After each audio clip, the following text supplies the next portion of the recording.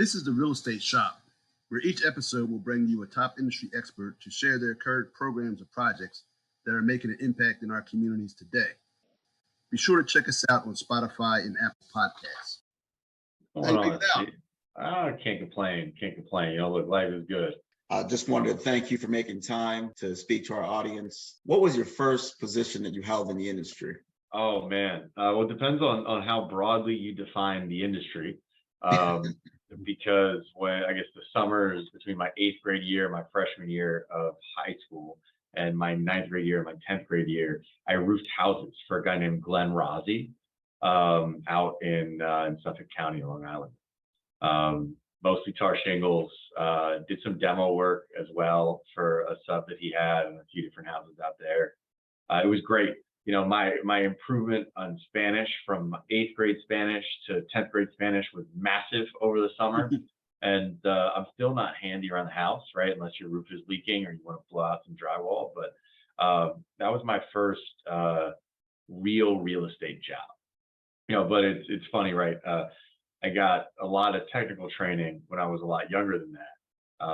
Because my father made my real estate education and my real education kind of happened simultaneously, right? So when kids learn addition, subtraction, and like how to carry numbers, right, or how to borrow, I learned that on a P&L, right? So we would work together by hand to figure out what net operating income was. Nice. And then, you know, when you learn long division, right, or multiplication, where you have to do the addition below it, I learned that the day I learned what a cap rate was, right, and how to find building value, and how to calculate your interest payments on a mortgage. So it was all real estate was always a part of what I was doing. I think when you're a young kid, you know, you're kind of frustrated that your dad's giving you extra homework, but ultimately, you know, you're 15, 16, and you have an understanding of a lot of the hard skills that are necessary to underwrite and navigate real estate transactions. That's awesome, man. I think I heard the cap rate story before and always like, man. Yeah, it was fucking, can I curse? I can curse. Yeah, do what you want to do. Right, it was fucking annoying. I was like, my dad's got these word problems, and for what? You know, like, wow. And I'd come home, right, or like if I wanted to do something, you always have like a word problem. So I'd be like, oh, I want to go to McDonald's after basketball practice. Like, yeah, okay. Let's talk about how much you think that building's worth, right? Or it'd be like pop quiz, like define the difference between gross square feet and net rentable square feet. Which one's bigger? So I don't think he gave me much of a choice, man. I could have been a doctor, but I fell into this and love it. But gotcha. Yeah, so their lives, Curvin, I could have been saving, So, I don't know what I'm telling you. Yeah. Man. That's wild. What led you to establish Legacy Real Estate Development, and what impact is your firm looking to have on communities? I think there's two answers to what caused me to start Legacy, right? The first one's a really practical answer. Peebles Corp focuses on public-private partnerships. It means we buy land from municipalities, we repurpose them to private uses, and because governors and mayors, if they're doing things right, don't get a promote if they sell the building for a lot of money, right? They get reelected. And they get reelected by doing things for their constituents, and that's a bunch of policy objectives. So when the municipality sells a piece of property, they care about reoccurring tax revenue, about union jobs, about creation of affordable housing. And so when we thought about policy objectives that cities cared meaningfully about, in the early aughts and in the 90s, that was revitalizing formerly economically enfranchised downtown cores, right? It was taking high-income earners out from the suburbs and bringing them back down into city centers. And that meant luxury developments, hotels, exceptional high-end retail. But post-GFC, the paradigm changed, right? Cities were too successful in that endeavor, priced a lot of working folks out of the urban centers. And so affordable housing made its way to the top of the municipal cultural zeitgeist.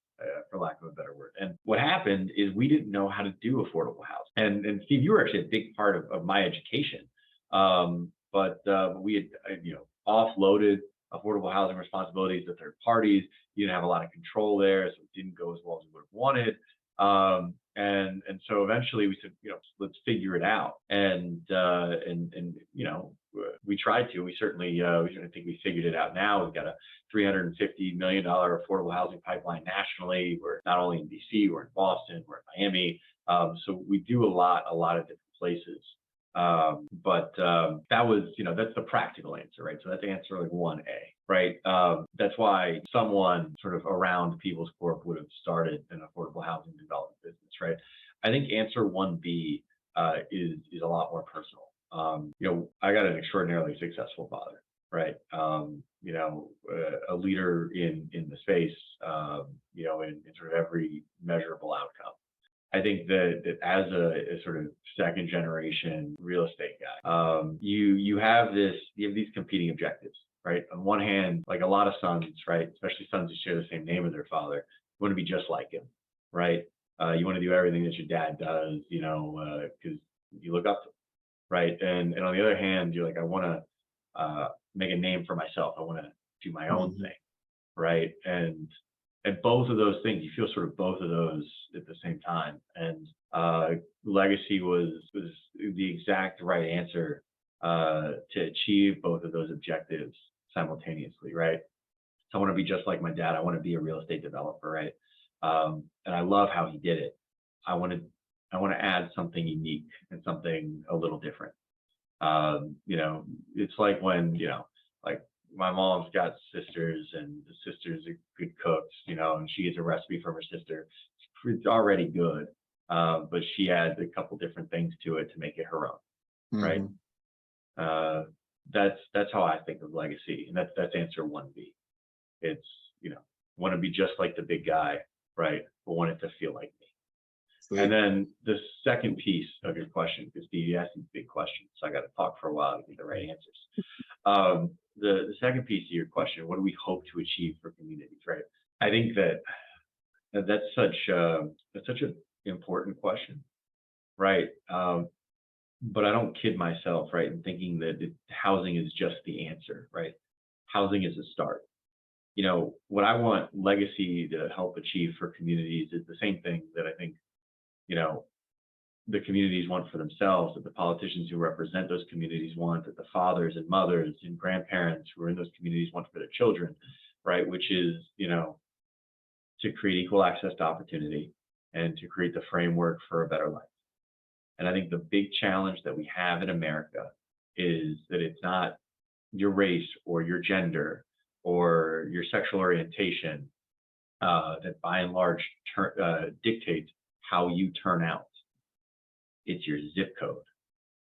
The most important decision you can make in a child's life is where you're going to raise him or her. And affordable housing, and certainly affordable housing the way that I aspire to do affordable housing, right, helps bridge the gap between the good zip codes and the bad zip codes. But I'm not naive enough to think that it's just affordable housing that solves that problem, right? I think that it's affordable housing and housing itself as a start, but it's the community that you create around that housing, right? The resources that you push in to the community that surrounds that housing, right? The opportunities that exist outside of that housing that achieve the outcome that we want, right? So I aspire to be a small piece in a much bigger puzzle. Wait, yeah, I grew up in Dorchester in Massachusetts, and you're doing a project in Boston. When you told me about it, I couldn't believe the location. That's game changing. Yeah. Well, that's what it is, right? If you're a kid who grows up in the Back Bay, you're better off. Like, it's just statistically, you're better off than a kid that grew up in Dorchester, or frankly anywhere else in Massachusetts. Yep. I mean, the zip code that we're proposing to build 100% affordable housing the zip code that people propose to build ultra luxury condominiums that sell out for $3,000 a square foot. Right. And so that in itself is a paradigm breaking decision. But like anything that's done for the first time, and frankly, anything that's really meaningful, it's hard to do. Right. And I think that's the fun part of this business and how we approach this business is we get these really atypical executions. We get these really, really tall mountains to climb. Right. And we've got to figure out how to be the first person to climb them. Nice. Walk through your day-to-day, your typical day as chairman of Legacy. Why did you choose to, step in the chairman role? Yeah, so I'll answer the second question first because I think it's an important question. I think, look, I'm a young guy, right?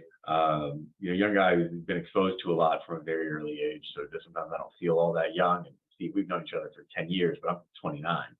Right. So you knew me before I graduated college. I don't profess to know everything about how real estate development is done. I think I know a lot, but there are a ton of folks with multiples of my experience. And, I think I found somebody in Jerrod Delaine, who's done it for a while, who's done it in places that are indelibly complex and circumstances that are really nuanced. And has seen a lot of things, right, particularly in the affordable housing space that I haven't seen. I think to do justice to his experience is to keep him in as CEO and for me to remain on as chairman. I think that it's important to build a big tent, right, and it's important to build a great team, right, and the goal is championships, not MVP awards. So I'm obviously, so that's at least, how we've thought of our corporate organization and why I've stepped into the chairman role. Now, I spent so much time answering the second question. I forgot the first question, Curvin. What was that? Oh, my day-to-day. My day-to-day. Oh, yeah. My day-to-day is terrible. I like it, but it's not fun for y'all. So on the weekdays, my alarm goes off at 4:45 a.m. Immediately, I do what all high-powered executives do. I turn over, I pick up my phone, I consider hitting snooze on Instagram, and I flip through that for about 5 or 6 minutes. Right. At some point, right, I get up, I eat a little bit, and I walk over to the gym. I work out with a buddy of mine, actually extraordinarily accomplished guy outside of real estate, so we won't hold his career choices against him. Name's Troy Jones. He founded a virtual reality gaming company after playing football in college called Status Pro. This is my shameless plug. But if you like virtual reality gaming and you like football, you should definitely check it out. You can buy it at Best Buy and stuff like that. But he's created an awesome company. He's an awesome guy. And I think, in large part, right, who you surround yourself with is really important part, a really important component of who you are. So he and I get a workout in at 5:30. Workout from 5:30 to 7, give or take. I try to get out there early, but he's a football guy. So he's got like a 45-minute warm up. So sometimes 7:15. I'm back home, shower, shave, and in the office by about 8:30, 8:45. Nice. And once I get here, right, it's the first thing I do when I sit down at my desk, beyond get a cup of coffee, is I get through a to-do list. So I have 3 categories in my to-do list, right? I have a today, I have a long-term, and I have a personal. And the goal of the day is outlined in the to-do list, and they're organized by priority. So I work my way down, and if, to-do list ends up being 20 things long by the end of the day. If I get through 9, it's an average day. If I get through 12, I'm killing it. I've never X'd them all out, but that's how I like to orient it. You guys are in the business. I'm sure most of the folks who listen to this are in the business as well. No 2 days are the same. A lot of talking on the phone, some mass, some in-person meetings. I think you're always playing, especially if you have multiple projects in multiple places, you're always playing multiple layers of chess at any given time, right? You're thinking about where you are in this deal and what that next problem is, where you are in the next one and where the next problem is, and so on. So no 2 days are the same, but I try to get out of the office I don't know, 7:45, 8 o'clock, because I get up so early. That's like bedtime for me. So I drive home and I go to sleep. The rule is, unless it's work related, Sunday to Thursday night, I don't do anything. So I am, whatever it is finishes, I am at home. I watch TV during football season. If the Dolphins have the 8:15 game, I TiVo it or record it. And that's it. Wake up and hit the ground running again. I hear you.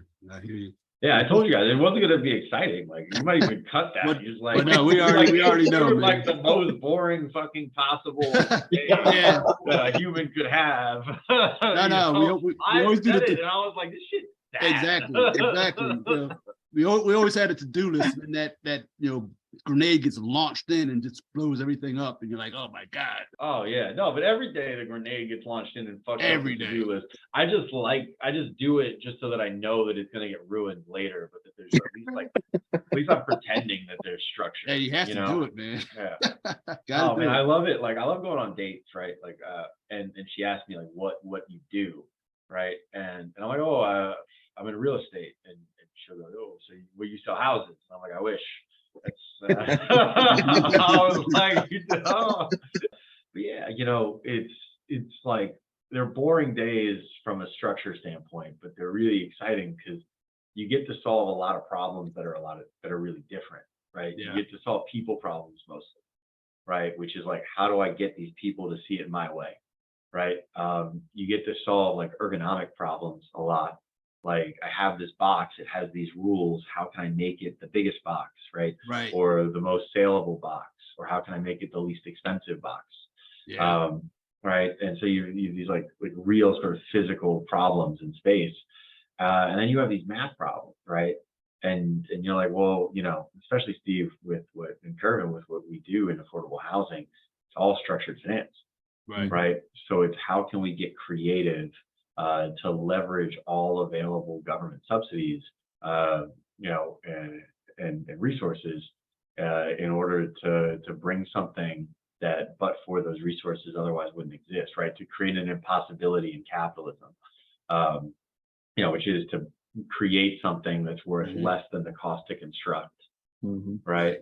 So you're naturally losing dollars, right? Find a way to bridge that gap and create a little extra. So, that problem to me is always the most fascinating.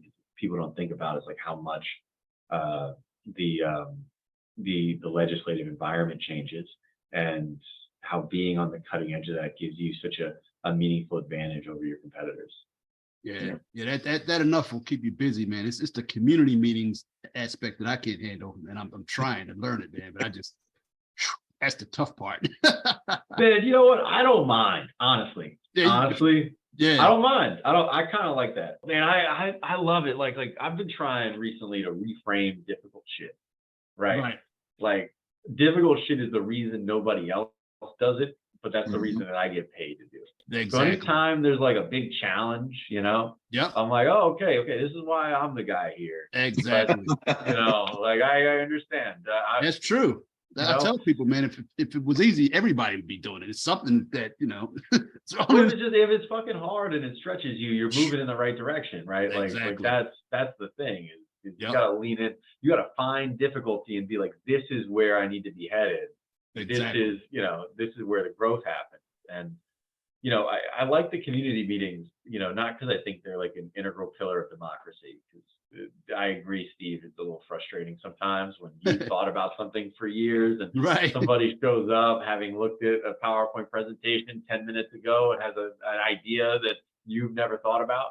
Right. Just for our audience, like, what was it like growing out Legacy, right? You talked about hiring Jerrod and like building a team. Can you talk to us about that? It's a different skill set, actually, between creating a business and generating economic surplus, right? And building a team and creating replicable outcomes, right? And so a lot of what I had to reframe my thinking is to go from what's the best deal decision to how can we create processes that lead us to individual decisions that are in the best interest of projects, right? It's thinking about like, okay, like how can we make replicable outcomes right? And continue to refine our internal processes to work independently of sort of me as the founder, right? And Jerrod's been a great part of it. Rob Salcedo, who joined us a couple of months ago, has been another awesome part of it, right? But you know, it's about putting the right team together to do the right things, and making sure that that team kind of shares the same ethics and values that you have. And I'm really lucky to have guys on my side that work harder than me, that in large part are smarter than I am, you know, that see angles that I don't see. And just like when I talk about friendships, right, it's important that your friends are people you admire, right, and that they have enviable characteristics that you can replicate. Like, I love it when my friends are doing something like I don't do, you know, like you know, track work, right? You know, I'll go to the gym and lift weights and work out then, but like I won't go on the track later on in the day and do sprints. You know, like Troy does that. I like that Troy does that. I don't do it because I feel like a little self-conscious. And you know, I got another friend that tracks his time during the day. I don't do that, right? But he does. He tracks how his name's Cash. He tracks how he spends every minute of every day to make sure that it's aligned with how he wants to be living his life. I think that shit's inspiring. I'm self-conscious. Maybe I should be doing that, right? They always push you. It's amazing when you know, guys on our team, right, do the same thing. Rob, who joined us, is a great example. You know, he came in, he's like, we don't have a real onboarding process. And then he made one, right? You know, he's like, hey, we don't have a standard operating procedure for how we underwrite deals. So he made one, right? We don't have a checklist to make sure that you didn't miss anything in your model and in your diligence, and he made one, right? Those are the kind of guys you want on your side, you know, because those are the kind, you're only as strong as your weakest link, and in Legacy's case, that's me. So I'm pretty strong. So I feel really good about our chances. But you know, it's a different disposition than being an entrepreneur, being sort of a founder, an owner, proprietor. But I think it's one that you know, I'm excited to lean into. That I've got my father and I've got Jerrod as folks who, you know, give me tons of guidance, and it's been outstanding. Nice. Hey, you tell the audience what it was like to complete your first deal? Yeah. You know, it's tough to done a bunch of deals with my dad. You know, so it was nice to do the first one without him. 17 Mississippi. That was it was a big moment. You know, for a lot of reasons. I remember when I was a kid and I was playing basketball, you know, I was okay basketball player. And, you know, I started off the game really, really nervous because I cared about winning. I was afraid to lose. And, you know, tip off and we have the first few possessions, I get a little more comfortable. But until I saw one go through the net, I was never really comfortable. Once I got one, you know, once I got a bucket, then it was okay. Now we're playing, right? And then the game started to feel natural, you know. And I think with Legacy, wanted to see one get through the net, and 17 Mississippi is a long time coming, you know, and it got through the net. I think in large part, you know, because we brought the right team together. And there I was an owner proprietor, it's just me. But you know, brought in National Housing Partnership Foundation. I mean, incredible. Steve Green is a mentor to me and someone who I really, really admire. You know, he has awesome team around him, guys like Tim Pryor, who just, you know, gave me a lot of, like, just like, you know, I steal things from my friends, or I steal things from my employees, I steal things from my partners, you know, and I stole like a lot of good habits from Tim, you know, you know, again, I mean, it's great to get the monkey off your back.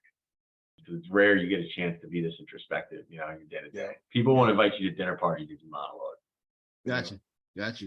I know you talked about expanding to Boston, Miami, and Cali as well. Like, what's an attractive market for Legacy? What do you guys look for? We're super opportunistic, you know, and it's places we like to work. You know, places where we have like authentic connections to the community, places where we understand the affordable housing landscape, where we, you know, we see some transparency in the allocation of gap resources and a systematized process to how to get those gap resources allocated to our particular project. You know, and I like Miami because it's, you know, it's a place that I essentially grew up. I know block by block. I know it exceptionally well. I have a long track record here, in the same way that I have a long track record in Washington D.C. that I know it well, that I've lived there, right? You know, so I think familiarity is a big part of it. You know, real estate's a local business, and the further away you are from the dirt, the worse you are at it, right? If you know your market block by block, building by building, you're going to be much more tuned to the opportunities than, you know, somebody who doesn't consider themselves local, who doesn't have boots on the ground. And so I really like being, you know, really intimately familiar with the markets that we've, you know, identified, and making sure that before we allocate meaningful resources, either, you know, cash or staff time, that we do a fair amount of work understanding exactly what we're getting into and exactly what the process will entail. Last question, but I kind of want to reframe it into the affordable world with the rising interest rates. Did you get hit with some of your deals in your pipeline, and all of a sudden you found yourself with gaps that you weren't expecting to get? You know, just the normal stuff, and how'd you handle that? Yeah. I mean, you know, it was raining and I was outside, so I also got wet, like everybody else. Imagine, Steve, imagine if I said no. Saw it all coming. Yeah. No, I mean, I didn't expect the most rapid interest rate increase in modern history to occur. And that posed some challenges. But what I'll say, right, is that every deal that we've got, we've been able to, in large part, to navigate those challenges. You know, in the markets that we're in, you know, we've worked with our municipal partners to solve for gaps. And that means that we take a little bit of pain and they take a little bit of pain. And you don't walk in there kind of with the idea that, like, hey, you know, I'm going to make the same amount of money or more, right? It's saying, hey, you know, the world's moved against us, right? Let's find a way as partners to navigate through this process and make sure that everybody's, you know, coming out of here a little unhappy, but not so unhappy. You know, I think that's what good compromise is, right? It's making sure everybody's just a little upset. Did you find yourself looking at HUD or foreign investments or anything like that? You know, no, not necessarily. Been lucky enough to integrate new municipal resources, right? In DC, we have DC Line Tech, which is super helpful. You know, and been able, I think, to work with private placement. JP Morgan's been, you know, really, really awesome to work with, closing a deal with them shortly. So, you know, a big fan of that group over there. And, you know, I think it's nice when you have recurring partnerships, because you're doing a lot to keep each other's business, you know, and the expediency, I think, you know, more than makes up for the incremental pricing decrease, to the extent that you're not creating a super competitive environment. Right. I like working with partners that are easy to work with and that are good to work with, that are honest, straightforward, and communicative. And once you find those, you know, frankly, I'm willing to pay a premium to keep them. Got it. Yeah, it's an interesting point. I know a lot of our questions we get from our audience is, you know, how do you scale a business? And for most of those guys, because they don't have the balance sheet, they have to do JV. That's how they scale their business. Balance sheet's never been a problem for you guys. How do you plan on scaling up your business, or what your scaled up model look like? Yeah, you know, I think partnerships are a big part of it, frankly, right? I think that you know, you're offloading risk and responsibility. It gives you an opportunity to bring in someone who's more familiar with the market, more familiar with the nuances and idiosyncrasies of the subsidy allocation process. You know, our first deal, we partner with National Housing Partnership Foundation. In DC, we have a deal that's closing with partners with Mana and Castlon Real Estate Partners out of New York. You know, and next deal, partners in DC with Phi Beta Sigma, the historically Black fraternity. You know, the goal is always, I think, for me, to have meaningful strategic relationships that can help, you know, shore up the project and make sure that we have the appropriate resources, attention, you know, expertise to get it over the finish line. Miami, we're doing a deal partnering with Urban American, is a New York City based group we're going to bring down there. but the goal is right, or there's an overused old African proverb that says, if you want to go fast, go alone. If you want to go far, go together. And it's overused because it's true. My intention, right, is to go far. And so I believe in the power of strategic partnerships. I think more to the point, I think that any group, and you can look at the biggest developers in the world, the Related, the CIMs, the Tornadoes, they've got strategic programmatic relationships with people who've grown with them or the people that are appropriate to their scale. And if it's good enough for those guys, it's certainly good enough for me. Exactly. And what I do try to stress to these guys in the affordable world, you're generally talking developer fees, the profit margin. I mean, not a lot of cash flow rolling around. So you got to scale, to make that work. You got to compile those developer fees. Yeah. And it becomes a project management exercise. I think the way you make a lot of money in affordable housing is you vertically integrate or you move into mixed income housing. I think that, it's really hard you don't see big affordable developers that just remain developers. You got to make sure that you can sort of compete either through every vertical aspect of a real estate project, or broaden the asset classes that you're familiar with. And I think Legacy's got a great advantage there because I've worked on every asset class, and to the extent that we need to bring our affordable expertise and sort of our niche expertise in affordable housing to a broader project where we're spreading risk across a variety of different execution strategies. We're well positioned to do that, and I think that differentiates us from all of our competitors, or certainly nearly all of our competitors of a similar scale. And it's going to be something that inures to our benefit over the next couple of market cycles. And you see us grow, and you see the purview of what we're able to undertake expand as well. What do you envision Legacy to be in the next 5 years or so? 5 years, it's 2028, so into 2028. Look, I think you're going to be talking about some of the more active multifamily developers, in Miami, in DC, in Boston, and I think you're going to be saying our name. 5 years isn't a long enough time to deliver tons and tons of building. But I think you hear about us a little bit now. I think you'll be hearing a lot about us going forward. Nice. It's hard, right? Like so much of what we do is uncertain, right? And so like I know the direction that we want to head, right? I know we want to grow. I know we're looking to expand, not only sort of horizontally in other asset classes, but sort of vertically, and take on more of the real estate services beyond development, right? But how quickly we get there and when we take each incremental step is in large part contingent upon the opportunities available to us, where we're able to navigate and be successful, where our competitive advantages sit at any given time. I think that what's really hard, right, is I think about it with chess, you got a plan and you got tactics, right? And you always got to think about your plan, but you got to be cognizant of your tactics to take advantage of opportunities. And when you do that, right, and you receive an advantage, you then have to change your plan, right? Or your plan adapts based on the new position. And so I try to treat managing the growth of the business a lot like a game of chess.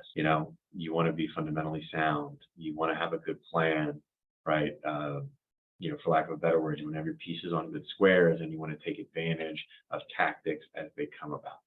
Right. And that's how we're thinking about it. So we know where we want to go, how we get there, without sounding cheeky, we're going to get there the best possible way. Nice. Gotcha. For our emerging developers, we always emphasize the role of relationships. Do you have any tips that have worked well for you as it relates to managing relationships? Yeah. I'd say, right, like my situation is a little different than a lot of emerging developers. So I caveat this answer by saying that, I got a really great last name. I got a good first name. If I call and I leave a message and I usually just say Don Peebles, I'll get a call back. They'll be a little surprised when I pick up the phone. They won't know what to say until I clarify. But I think maintaining relationships is more the harder part, right? Because there's a line. You want to make sure that you have natural touch points to people, right? But you don't want to come across as inauthentic. And so, I think that the right way to do it is the way you should treat, almost anybody else, right? Be friendly, treat everybody with respect, be outgoing, right? But there's no need to, and there's some people who do this. I mean, it probably works for them. It just never felt natural to me. But like have monthly check-ins, or set reminders. I don't do any of that. I think, when I have interactions, you get my whole interaction, right? And when it's appropriate, we'll talk again. And if a more intimate or like closer relationship builds, that's amazing. If it doesn't, we're always going to be friendly. We're always going to be cordial. We're always going to be in a position where that I'm honest with you, and then we can navigate difficult circumstances together, right? Which is what you want in a partner, because real estate deals take a long time and shit goes wrong. So the most important skill set, I think there's two important skill sets, right? The first one is distress tolerant. Is how okay can you be when it's not okay, right? Because you've got to sit with prolonged instances of discomfort without like a clear remedy, and you gotta kind of wait it out. And that's not easy for a lot of people. A lot of people get into that situation, they respond impulsively. They do, things that maybe aren't in their long-term best interest. I think the second piece, right, that you got to work with people who you can trust, right? And that's not trust not to lie to you, right? It's also, trust to navigate difficult circumstances collaboratively. Things go wrong, right? People lose money, but how you navigate the things that aren't going great is, in my opinion, the better barometer to value, or that you should use to value your relationships, whether they be professional or personal. I tell my buddies this shit all the time, right? Like it's really easy to fall in love in the south of France. If you go to the south of France and you fall in love, and then you go to the Amalfi Coast and you fall deeper in love, right? Who knows? You're skiing in Aspen and you want to marry her, like.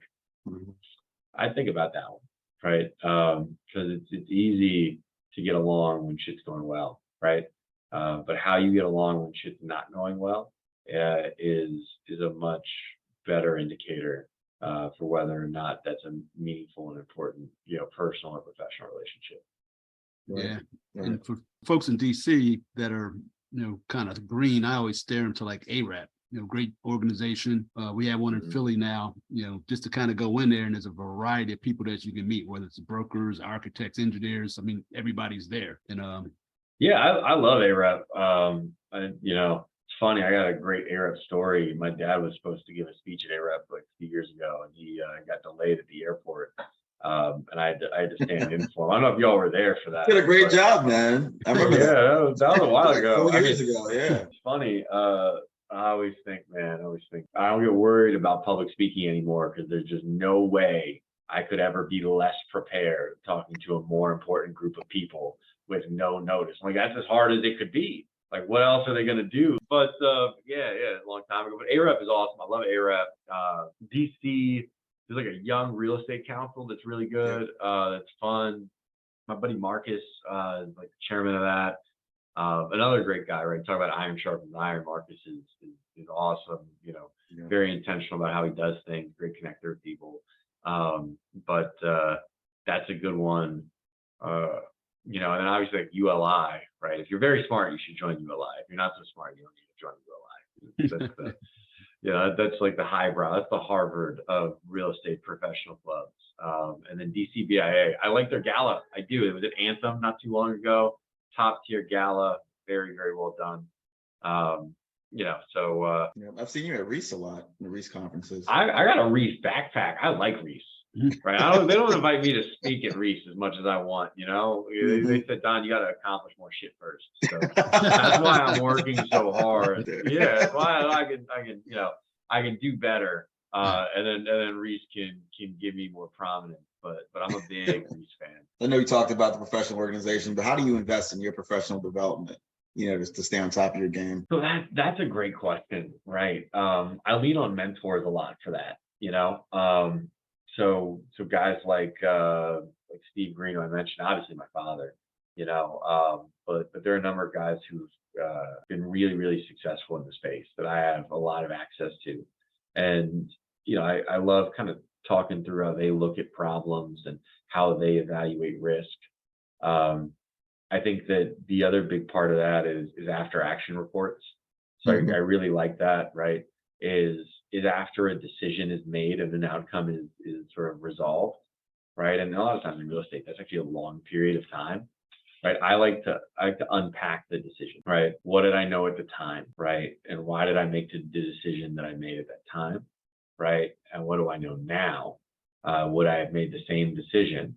And do I think would have led to a different outcome, right? I think that sort of formalizing that thought process, that you're constantly critically evaluating why you've done things and how they've worked out, I think is a really, really big part of it. The other thing is repeated exposure, right? They're all things that we don't like to do. And in large part, we don't like to do them because we're bad at them. And it's a self-fulfilling prophecy, right? Like I'm a really shitty golfer, so I don't like to golf. So I don't golf. So I'm a really shitty golfer. That's actually true.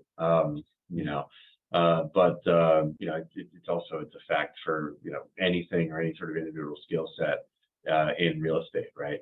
Like if I'm not a good public speaker, I won't seek out opportunities to public speak. And if I don't get practice, I'll remain a shitty public speaker. And so I think when you struggle with something, right, it's a sign that says you should keep doing this, right? You should actively seek out circumstances where you're uncomfortable because they will stop being circumstances where you're uncomfortable. And that's easier said than done because we all want things to be safe, easy, and happening on yachts in the Mediterranean. But that's unfortunately not where a meaningful life is built. And like I hear, it's expensive to get those boats. Yeah, that's awesome. Last question for you. Do you think the Heat will sign Dame, or what do you think is happening with that? Look, honestly, I got the blessing of being close to a fucking top tier organization. I mean, you think about the Patriots, maybe the Spurs and Popovich's heyday, but the Spoelstra Riley Heat are, the top. I mean, are top tier company, right? They're a Fortune 5 company in professional sports, full stop.